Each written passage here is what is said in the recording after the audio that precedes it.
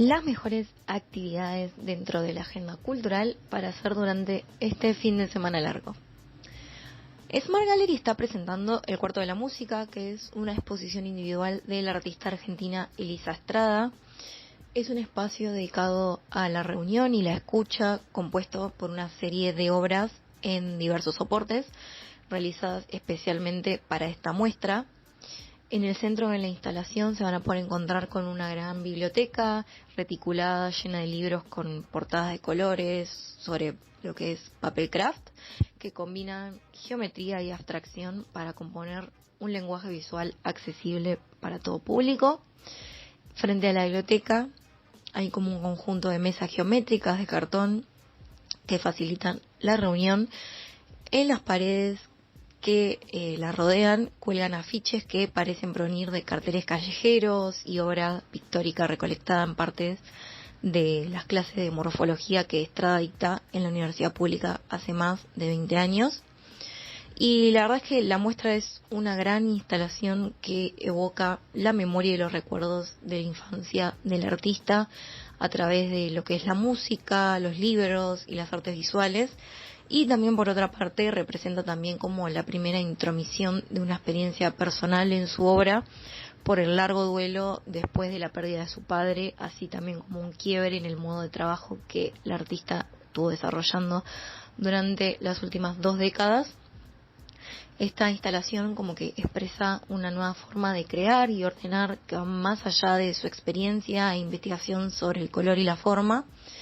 Ahora lo que importa no es solo la imagen en sí misma, sino también lo que despierta en quienes la observan. Y en relación con este despertar, el proyecto como que prevé una serie de actividades destinadas a facilitar la escucha que serán comunicadas a lo largo de la muestra. El Cuarto de la Música puede visitarse hasta el 16 de diciembre de 2023, así que todavía hay tiempo, de lunes a viernes, de 14 a 19 horas en Smart Gallery, ubicado en Avenida Alvear, a 1580, en planta baja, con entrada libre y gratuita.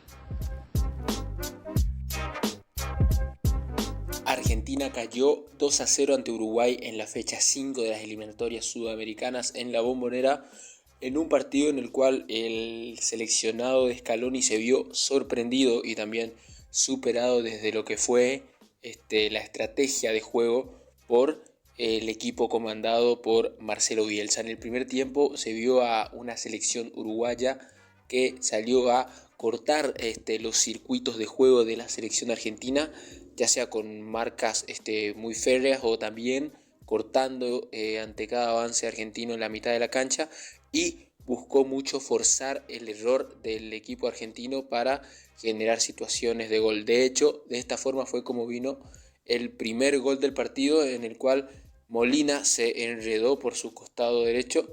La presión de un jugador uruguayo hizo que pierda la pelota, y después con un pase al medio para Araujo, que jugó de 4 y llegó por el otro costado, hizo que ponga el partido 1-0 minutos antes de terminar el primer tiempo. Ya en la segunda mitad, Scaloni puso toda la carne al asador, puso 4 delanteros, puso a Lautaro Martínez y Messi en el centro, Julián Álvarez por izquierda y puso a Ángel Di María por derecha, jugando con un 4-2-4, desprotegiendo la mitad de la cancha.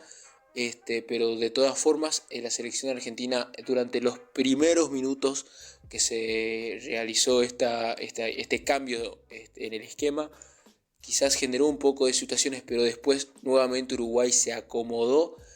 Argentina dejó desprotegida la mitad de la cancha, no siguió sin tener un buen manejo de la pelota, y Uruguay que se dedicó a tratar de defenderse muy bien porque ya tenía la ventaja. Buscó también jugar de contragolpe, y así fue como vino el 2-0. Una jugada de contragolpe que le quedó a Darwin Núñez, que los centrales argentinos estaban abiertos, y quedó muy desprotegida Argentina porque estaba lanzado al ataque buscando el empate, y de contragolpe Darwin Núñez puso el 2-0, y de esta forma el conjunto uruguayo se llevó una victoria valiosísima desde la Bombonera. Aquí regresamos en el noticiero y tenemos del otro lado ya en línea, hoy no lo tenemos acá dentro del estudio, pero lo vamos a disfrutar de todas maneras en vivo, a Juan Pucciarelli con actualidad internacional. Días ajetreados también para la geopolítica, ¿no? Así es, Diego. Muy buen día para vos, para todo el equipo, para toda la audiencia. ¿Me escuchan bien ahí? Te escuchamos perfecto. Buenísimo. Un gustazo reencontrarnos nuevamente. La próxima desde el estudio. Vamos a hablar de España hoy, un tema muy caldeado actualmente en la agenda internacional, hace ya varios días. Para arrancar por la noticia propiamente dicha, lo principal que hay que decir es que se efectiviza el nuevo mandato que logró Pedro Sánchez al frente de la presidencia del gobierno de España, en un contexto muy caldeado en las calles. Ya vamos a ver por qué. Si te parece, Diego, primero un par de datos para entender mejor un país complejo como es España, ¿no? 48 millones de habitantes, un sistema político que es la monarquía parlamentaria, en donde básicamente hay una constitución, hay un rey, que es Felipe VI, hay un presidente, nuevamente Pedro Sánchez, y después las denominadas Cortes Generales, que es básicamente el poder legislativo español, que tiene su Cámara de Diputados y su Cámara de Senadores, ¿no?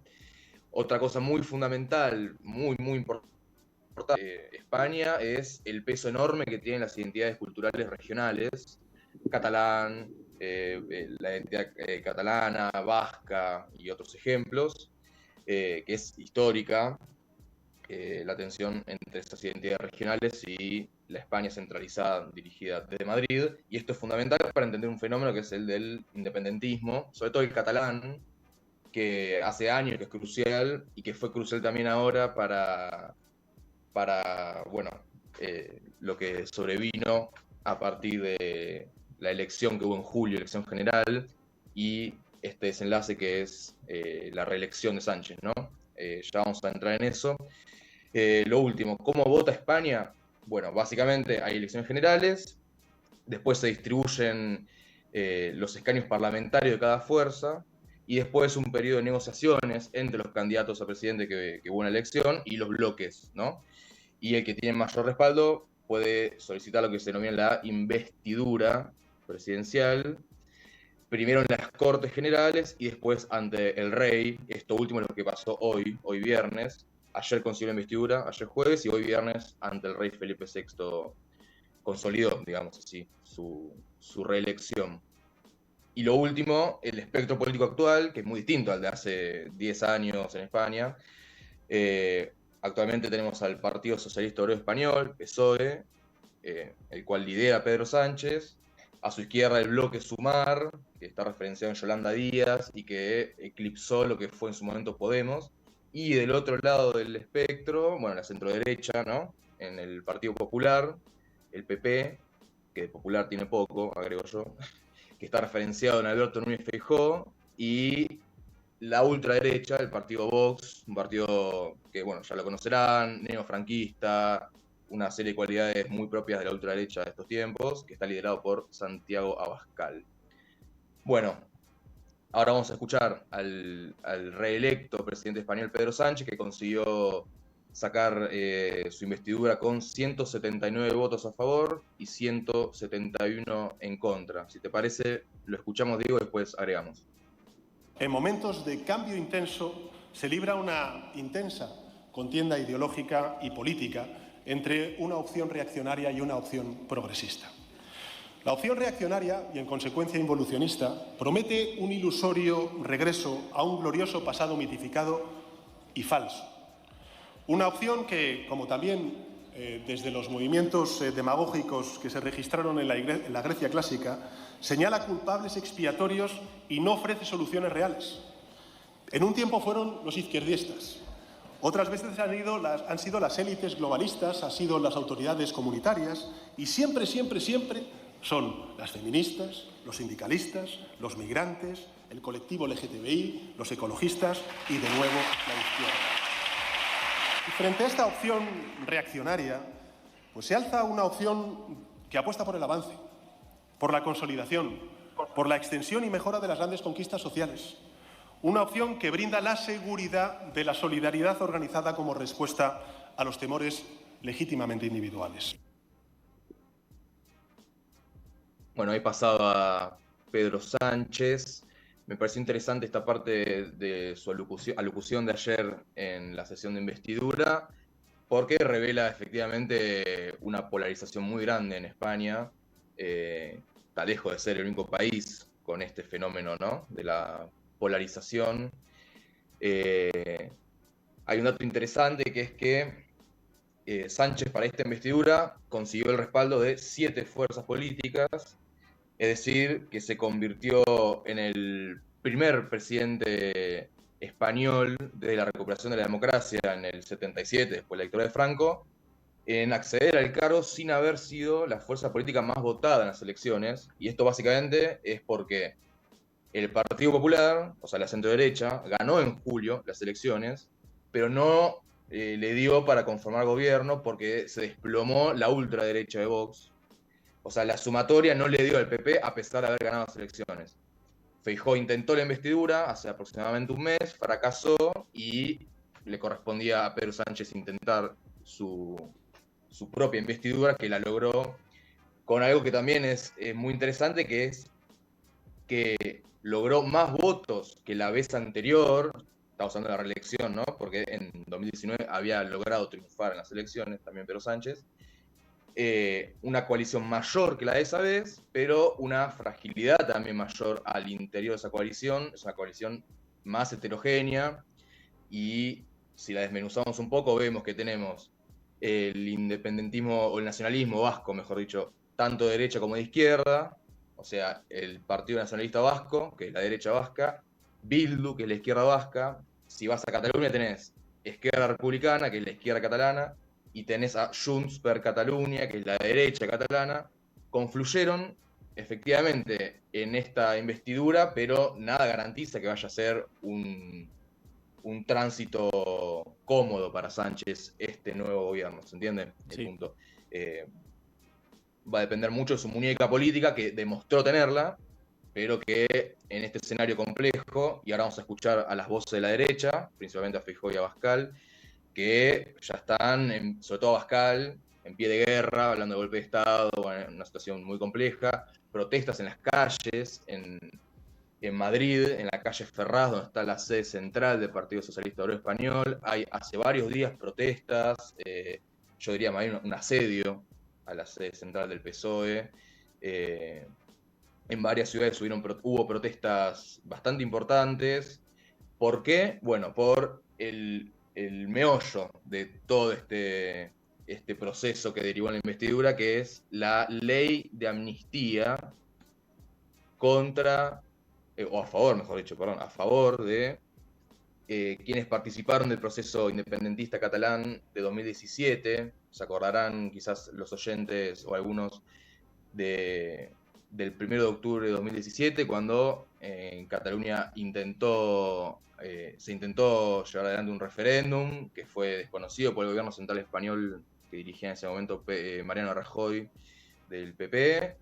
Una represión sobre buena parte de la población catalana que acudió a las urnas esa vez, y después un proceso judicial persecutorio que implicó el exilio de Carles Puigdemont, perdón si no lo pronuncio bien, que está en Bélgica hace varios años, y que insólitamente, porque estas son las cosas de la política, una persona como Puigdemont, que está exiliado hace años y que no puede volver a España porque enfrentaría un proceso judicial por esto que estoy diciendo, se convirtió en la llave de la gobernabilidad de España. Básicamente, si él no daba el sí para esta investidura, en enero había elecciones de vuelta en España.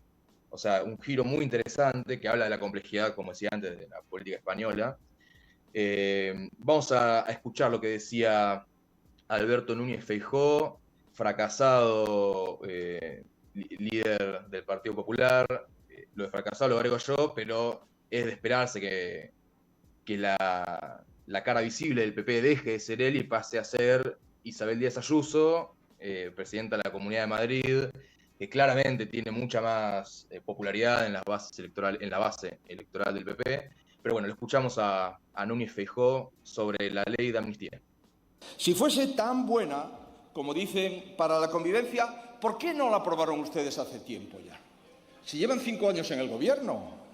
Si es tan buena, ¿es que acaso no se les ocurrió antes? ¿O es que ustedes antes de las elecciones mantenían que era inconstitucional y ahora ha cambiado la Constitución? Señorías, la amnistía no mejora la convivencia, la destruye. Para empezar, en Cataluña. ¿Por qué? Porque aplasta a los catalanes que no son independentistas. Y para seguir, en el conjunto de España, es decir, divide al país en dos. Otra vez, ¿no? El tema de la polarización, la división, está presente, yo te diría, casi en cualquier discurso que escucho por estos días, por estas semanas y hasta diría por estos años de la política española, ¿no? Y vamos a escuchar el próximo audio, que es el último, un tono bastante más fuerte, mucho más fuerte que el que acabamos de escuchar, que es el de Santiago Abascal, líder del partido de ultraderecha Vox, que viene a tener un pésimo resultado en las elecciones de julio, pero que ve en este escenario concreto, en esta coyuntura concreta que se abrió con las protestas contra la ley de amnistía, la posibilidad para recuperar terreno nuevamente. No casualmente, Vox creció cuando estuvo más en agenda la crítica al proceso independentista catalán, que es algo que en realidad la cuestión del desprecio por Cataluña, digámoslo así, viene de hace mucho. Podemos hablar, por ejemplo, de la dictadura de Franco y la prohibición del habla catalana durante décadas, estamos hablando, una serie de cuestiones. Y bueno, me parece que es factible que Vox recupere terreno si la cuestión de la amnistía sigue como hasta ahora, copando la centralidad de la agenda en España. Lo escuchamos entonces a Santiago Abascal. Yo, junto a millones de españoles, acuso al señor Pedro Sánchez de tratar de subvertir el orden constitucional y de preparar un golpe en connivencia con las minorías separatistas. Un golpe de Estado. No es retórica, señorías, no es inflamación verbal, es el camino que ha emprendido el Partido Socialista al firmar un pacto infame con un prófugo de la justicia. Insisto en que no es retórica,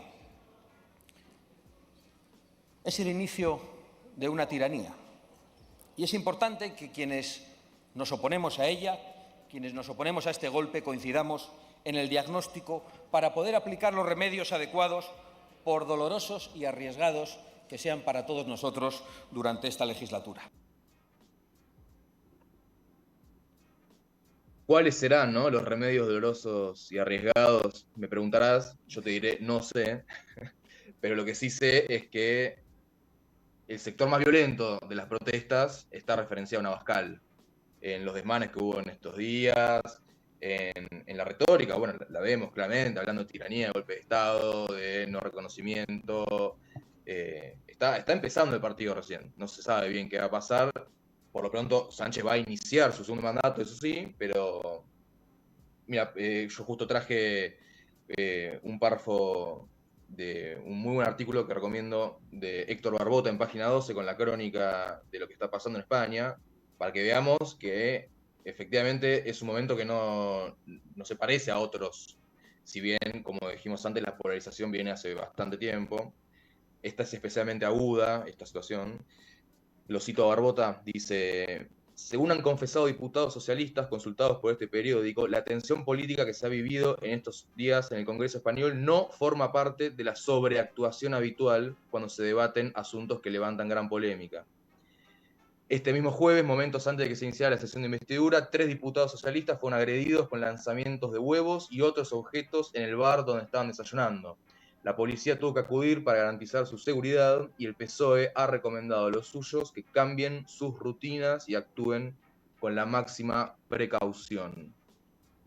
Repito, no sabemos qué va a pasar, sí que el escenario está muy caldeado, que era esperable, la verdad, que no le salga gratis a Pedro Sánchez esta amnistía, sobre todo por... no soy especialista en esto, pero es indudable que dejó una marca muy profunda en la sociedad española lo que pasó en 2017, que quizás, bueno, acá como nos pasa muy de lejos, sí nos enteramos, sí vimos las imágenes de la represión de ese día, pero fue tramitando hacia las entrañas de la sociedad, ¿no? De forma, si querés, hasta subterránea, una agudización de esa tensión preexistente que ahora suma un nuevo capítulo, que es amnistiar a los que llevaron adelante esa situación traumática para muchos españoles y españolas, ¿no? Para ir cerrando, Diego, Sí. algo que me pareció importante es el pronunciamiento de Pedro Sánchez en su discurso por la investidura respecto a lo que está pasando en Gaza, con el conflicto palestino-israelí. Obviamente es el tema de la geopolítica por estas semanas, yo diría del año. Que dijo Pedro Sánchez: el nuevo gobierno va a trabajar para reconocer al Estado de Palestina. Exigimos el alto el fuego de Israel sobre Gaza y trabajaremos en Europa y en España para el reconocimiento del Estado de Palestina. Esto en realidad ya es una promesa de campaña desde el año 2019, pero obviamente cobra una centralidad muy distinta a partir, ¿no?, del atentado del 7 de octubre en Israel por parte de Hamas, de la declaración de guerra de Netanyahu contra Hamas y de todo lo que está pasando y lo que puede estar por pasar en Medio Oriente, ¿no? Y ahora sí, lo último, también es importante el pronunciamiento geopolítico de Pedro Sánchez en un contexto en el cual la centroizquierda europea acaba de recibir un golpazo fuerte con la caída del gobierno portugués de Antonio Costa, que era uno de los faros, o fue, mejor dicho, uno de los faros cuando gana la coalición encabezada por Antonio Costa y empieza a proponer una salida distinta al ajuste por parte o de la crisis, me refiero, fue una especie de faro para los que criticaban las políticas de austeridad, de ajuste, las políticas neoliberales de parte de la izquierda o centroizquierda europea. Acaba de caer ese gobierno por un caso de corrupción y bueno, Pedro Sánchez toma la centralidad en ese sentido de la socialdemocracia o de la centroizquierda europea. Muy bien. Vos sabés que algo que mencionaste hace un rato, pero no va a ser tiempo ahora para esta columna, pero sí tiene relación con lo que estuviste hablando, es como cierto paralelismo con finales muy diferentes tuvo la posición de Ayuso en Madrid justamente en la gestión de pandemia, en relación a un paralelismo que podríamos trazar, no sé si es porque lo estás imaginando, con Rodríguez Larreta en la ciudad de Buenos Aires, y de cómo una se posiciona como líder justamente de partido y cómo en el caso de Rodríguez Larreta sabemos que desencadenó en que termine casi invisibilizándose dentro de su propio movimiento político partidario. Es interesante como para hacer un paralelismo y a ver qué pasó en el devenir de estas circunstancias justamente en gestión de pandemia con las medidas que tomaron cada uno por su lado. Muy interesante eso que decís, coincido. Y es muy, muy interesante también ver de qué manera fue planteando durante la pandemia Ayuso su posicionamiento político, su narrativa. Ella gana las elecciones de mayo de 2021 contra Pablo Iglesias para la Comunidad de Madrid, un triunfo aplastante de Ayuso, con un nivel de simplificación de la cuestión impresionante. Te lo resumo en 3 palabras: comunismo o libertad, que en realidad ya lo hemos escuchado acá, pero vos pensá en el momento en el que estaba la pandemia en mayo del 21, con lo dramática que fue en España la pandemia. Evidentemente Ayuso supo capitalizar toda esa oposición a las medidas sanitarias que se implementaron de parte de Pedro Sánchez y del gobierno español. Es una política muy hábil y su contrincante dentro del partido, que es Núñez Feijóo, está muy debilitado por no haber logrado la investidura, básicamente. Obviamente todo hubiese cambiado si Feijóo la lograba, porque puede no ser tan locuaz, pero si era presidente, obviamente la centralidad le va a tener él. Ahora que perdió, es factible esperar que Ayuso comande el PP y que lo lleve hacia una alianza más explícita todavía de la que ya hay con Vox. Y ahí puedes tener un bloque de ultraderecha fusionado en 2 partidos que puede ser muy influyente. Veremos qué pasa. Totalmente. Bueno, seguro que habrá novedades y para eso contaremos con Juan Pucciarelli. Ahí por Zoom, por teléfono, ¿sí? Con un audio acá en estudio. Bueno, eso es lo único que no sabemos. El resto podemos visibilizar que tendremos novedades en lo que respecta a la política internacional. Bueno, Diego, muchas gracias. Redes, Twitter, Instagram, Juan Pucciarelli WCWL. Nos vemos por ahí y también la próxima con la columna. Muy bien. Abrazo grande, Juan, como siempre, también otro de los referentes, de los especialistas acá en el Noti, que es un placer escuchar todo el análisis que tiene para compartir. Nosotros ahora ya nos tenemos que ir al corte porque nos pasamos de tiempo. No me hiciste mirada mala, nada, Nahuel. Te agarramos tranquilo. El alfajorcito te dejó tranqui. Bueno, antes de hacerlo enojar, entonces vamos a aprovechar y vamos a ir al segundo flash informativo de esta mañana de viernes. Así que 12:04 en toda la República Argentina. Flash, música. Y ya volvemos con muchísimo más Noticero.